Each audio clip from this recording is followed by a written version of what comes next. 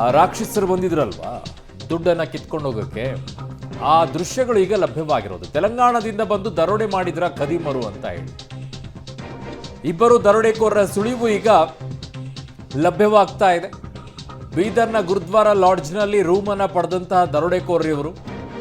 Room ಪಡೆಯುವಾಗ lodge ಬಳಿ ಓಡಾಡುತ್ತಿರುವ ದೃಶ್ಯ ಕೂಡ ಈಗ ಸೆರೆಯಾಗಿದೆ. ಪಿಂಕ್ ಹ್ಯಾಂಡ್ ಮತ್ತು ಚೆಕ್ ಶರ್ಟ್ ಅನ್ನು ಧರಿಸಿದಂಥ ದರೋಡೆಕೋರರು, ಒಬ್ಬರು ಪಿಂಕ್ ಶರ್ಟ್ ಹಾಕೊಂಡಿದ್ದಾನೆ, ಒಂದು ಕಡೆಗೆ ಚೆಕ್ ಶರ್ಟ್ ಇನ್ನೊಬ್ಬರು ಹಾಕೊಂಡಿದ್ದಾನೆ. ನಿನ್ನೆ ರಾತ್ರಿ ಲಾಡ್ಜ್ನಲ್ಲಿ ದರೋಡೆಗೆ ಸ್ಕೆಚ್ ಅನ್ನು ಹಾಕಿದ್ರಂತೆ. ಪಬ್ಲಿಕ್ ಟಿವಿಯಲ್ಲಿ ಎಕ್ಸ್ಕ್ಲೂಸಿವ್ ಆಗಿರುವಂಥ CCTV ಫುಟೇಜ್ಗಳು ಲಭ್ಯವಾಗಿದೆ. ಇಲ್ಲಿದ್ದಾರೆ ನೋಡಿ, ಇವರೇ ದಾಳಿಕೋರು. ಮೊದಲು ಎರಡನೇ ದಾಳಿಕೋರ ಚೆಕ್ ಶರ್ಟ್ ಹಾಕ್ಕೊಂಡಿರುವಂಥ, ಪಿಂಕ್ ಶರ್ಟ್ ಹಾಕ್ಕೊಂಡಿರುವಂಥದ್ದು, ಇನ್ನೊಬ್ಬ ಚೆಕ್ ಶರ್ಟನ್ನು ಹಾಕ್ಕೊಂಡಿರೋನು. ಇದು ಮೊದಲನೇ ದಾಳಿಕೋರ. ಮೊದಲ ಎರಡ ಇಬ್ಬರು ಒಬ್ಬರೇ ಅವರು, ಈ ದಾಳಿಕೋರರೇ ಅಷ್ಟೇ. ಸೊ ಒಬ್ಬರು ನಂಬರ್ಸ್ಗಳನ್ನು ಕೊಡಬೇಕಾಗತ್ತೆ. ಈಗ ಪ್ಲ್ಯಾನ್ ಮಾಡಿದವ್ರು ಯಾರು? ಯಾಕಂದರೆ ಆರೋಪಿ 1 ಆರೋಪಿ 2 ಅಂತ ಹಾಕ್ಬೇಕಾಗತ್ತೆ ಅಲ್ಲ, ಇಬ್ಬರನ್ನೂ ಆರೋಪಿ 1 ಅಂತ ಹಾಕೋಕ್ಕಾಗಲ್ಲ ಆಮೇಲೆ. ಸೊ ಈಗ ಸದ್ಯಕ್ಕೆ ಇವರಿಬ್ಬರ ಚಲನವಲ್ಲ ಈಗ ಲಾಡ್ಜ್ನಲ್ಲಿ ಗೊತ್ತಾಗಿದೆ. ಕ್ಯಾಬ್ ಹಾಕ್ಕೊಂಡೇ ಓಡಾಡ್ತಾ ಇದ್ದಾರೆ.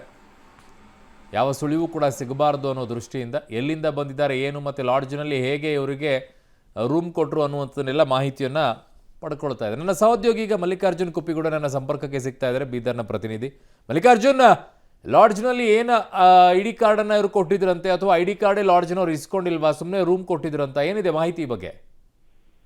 ಖಂಡಿತ ನಿಜಕ್ಕೂ ಒಂದೈತೆ. ಏನೀಗ ಮರ್ಡರ್ ಮತ್ತು ರಾಬರಿ ಕೇಸ್ ಏನಿದೆ ಬಹಳ ದೊಡ್ಡ ಸಂಚಲನ ಮಾಡ್ತಾ ಇತ್ತು ರಾಜ್ಯಾದ್ಯಂತ. ಈಗ ಪೊಲೀಸ್ ಕೂಡ ಎಲ್ಲಾ ಆಯಾಮದಲ್ಲಿ ತನಿಖೆ ಮಾಡ್ತಾ ಸ್ವತಃ ಕಲಬುರಗಿ ವಲಯದ DIGP ಕೂಡ ಬಂದು ಈಗ ಪರಿಶೀಲನೆ ಮಾಡಿ ತುಂಬಾ ಏನೋ ಒಂದು ತನಿಖೆ ಬಹಳ ತುರ್ಪಾಗಿ ನಡೀತಿರುವಂತದ್ದು. ಆದ್ರೆ ಪ್ರಮುಖವಾಗಿ ಏನಿ ಆರೋಪಿಗಳು ಅಂದ್ರೆ ಮರ್ಡರ್ ಮಾಡಿ ಏನೋ ಒಂದು ಹಣ ಕದ್ದು ಹೊರ ಹೋಗಿದ್ದಾರೆ, ಪರಾಗಿದ್ದಾರೆ, ಅವರ ಒಂದು ಚಲನವಲನ ಈಗ ಪ್ರತಿಯೊಂದನ್ನು CCTV ಫುಟೇಜ್ ಆಗಿರ್ಬೋದು, ಇನ್ನಿತರ ಎಲ್ಲವನ್ನೂ ಪೊಲೀಸರು ತನಿಖೆಯಲ್ಲಿ ಏನೋ ಒಂದು ಸಂಗ್ರಹ ಮಾಡ್ತಾ ಇರುವಂತದ್ದು. ಈ ವೇಳೆ ಒಂದೇನು ನಿನ್ನೆ ರಾತ್ರಿಯೇ ಒಂದು ಏನು ಬಂದು ಗುರುದ್ವಾರ ಲಾಡ್ಜ್ ನಲ್ಲಿ ಇದ್ರು ಇವರು ಪಿಂಕ್ ಶರ್ಟ್ ಮತ್ತೆ ಚೆಕ್ ಶರ್ಟ್ ಏನ್ ಹಾಕೊಂಡಿದ್ದಾರೆ ಶರ್ಟ್, ಅವರು ಈ ಒಂದು ಆರೋಪಿಗಳು ಅನ್ನುವಂಥದ್ದು ಈಗ ಶಂಕೆ ವ್ಯಕ್ತಪಡಿಸಿ ಈಗ ಮಾಹಿತಿನ CCTV ಫುಟೇಜ್ ಅನ್ನ ಕಲೆಕ್ಟ್ ಮಾಡ್ಕೊಂಡಿರುವಂತದ್ದು. ಹೀಗಾಗಿ ಅಲ್ಲಿ ಏನು ದಾಖಲೆ ಪಡ್ಕೊಂಡಿಲ್ಲ ಇಲ್ವಾ ಅನ್ನೋದು ಈಗ ಹೆಚ್ಚಿನ ಮಾಹಿತಿಯನ್ನು ಈಗ ಸದ್ಯ ಈಗ ಪೊಲೀಸರು ಕಲೆ ಹಾಕ್ತಿದ್ದಾರೆ. ಅರುಣ್. ಓಕೆ ಮಲ್ಲಿಕಾರ್ಜುನ್, ನಿಮ್ಮೆಲ್ಲ ಮಾಹಿತಿಗೆ ಧನ್ಯವಾದಗಳು.